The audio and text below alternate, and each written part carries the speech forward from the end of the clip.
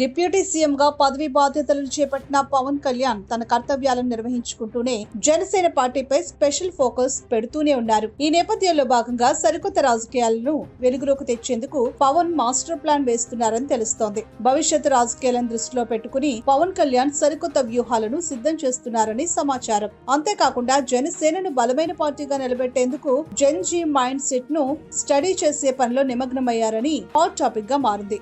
యువత యొక్క ఆలోచన విధానం చాలా మెరుగ్గా ఉందని, చురుకైన నవయువతను జనసేన పార్టీలోకి తీసుకొని రావాలని పవన్ ఆలోచిస్తున్నారట. వీటన్నిటిని దృష్టిలో పెట్టుకుని తాజాగా పవన్ కళ్యాణ్ జంజీతో ఇంటరాక్ట్ అయ్యారని తెలుస్తోంది. సుమారు 3 గంటల పాటు జంజీ కార్యక్రమంలో పాల్గొని చర్చించడమే కాకుండా యువత అడిగిన ప్రశ్నలకు పవన్ సమాధానమిచ్చారు. నిజానికి జంజీ అనేది ప్రపంచ వ్యాప్తంగా ప్రముఖ పాత్ర పోషిస్తుంది. ప్రభుత్వ వైఫల్యాలపై నవయువత తమ గళాన్ని వినిపిస్తూ ఉంటుంది.